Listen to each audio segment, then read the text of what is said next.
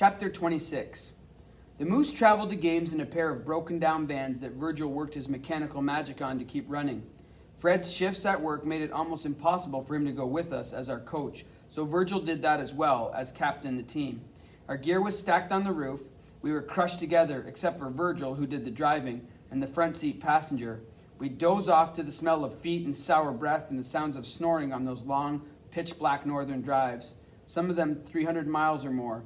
We existed on fruit, chocolate bars, and sandwiches prepared for us by someone's mother or girlfriend. It was my job as the rookie to clear out the van at every stop. We'd leave on Friday night right after the work whistles blew at the mills or the mines. In the fading light of the sun, we'd follow the dim, humped white of the snowdrifts at the road's shoulders into the northern bush. Because I was the smallest one on the team, I always found myself scrunched between two larger players. They'd cut cards to see who got to sit beside me.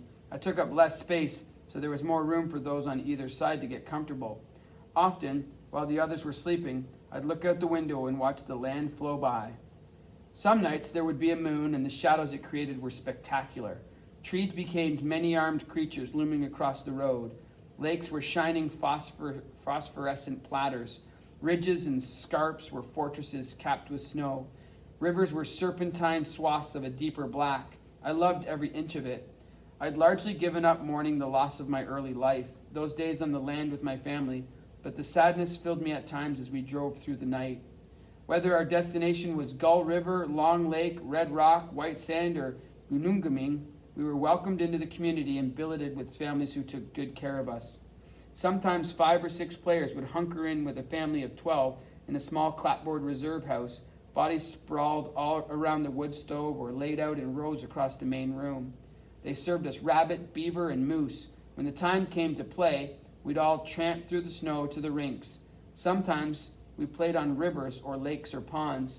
More often the rinks had been set up behind the band office or community center. There would always be a wooden shack that both teams shared to suit up in. Those shacks were incredible, lit by the brightest of light bulbs and warmed by stoves with a chimney pipe that stuck up through a hole in the roof. They had gouged plywood floors that you could see the ground through. The benches had to be replaced every year because someone always made off with the benches from the year prior to use for firewood. When we chomped down the plywood ramps onto the ice, our skates sounded like thunder rolling across the vast whiteness. The rinks were much of the same wherever we went. Wooden boards braced by 2x4s. Chicken wire stretched across each end behind the nets. 3 or 4 strings of light bulbs draped across the blue lines and center ice, with maybe another yard light mounted on a hydro pole. Sometimes there were bleachers, but for the most part, the crowd stood shoulder to shoulder around the perimeter, ducking when the puck flew over the boards. But the ice was always smooth and well tended. Each host community took great care to prepare it. People loved the game. It might be 30 below with the wind whipping across the surface of the rink and stinging their eyes, but they would stand there and stamp their feet and lean closer to each other like penguins. They'd stand for the length of the game, then scurry into the community hall or the nearest house to warm before the next game started. They were the hardiest and most devoted fans you could ever wish for. We played our hearts out for them. Those games were spirited contests and grueling physical feats. The white people had denied us the privilege of indoor arenas, the comfort of heated dressing rooms, concession stands, glass rinks, scoreboards, and even a player's bench. We stood behind the boards, stamping our skates in the snow to keep our feet warm. In the coldest weather, we took turns heading to the shack for warmth, leaving just 6 players from each side on the ice. The goalie would take turns too, but we played each game out. No one was ever called because of weather. We skated through blizzards, deep Arctic freezes, and sudden thaws, and turned the ice to butter. The game brought us together in a way that nothing else could, and players and fans alike huddled against whatever winter threw at us.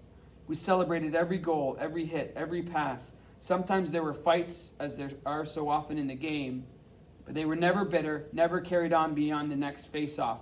We came from nations of warriors, and the sudden flinging down of sticks and gloves, the wild punches and wrestling were extensions of that identity. A fight would end and both players would shake hands. The crowd would cheer and clap and stamp their feet, and the game would carry on.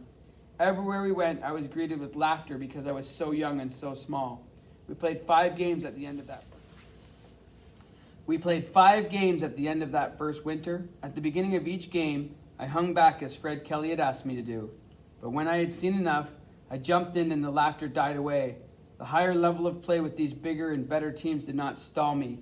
Instead, it pushed me to greater heights. By the end of that first winter, I was an essential part of the Moose. Our secret weapon, Buddy Black Wolf said. A bag of antlers was how Irvin Ear described me, but fast.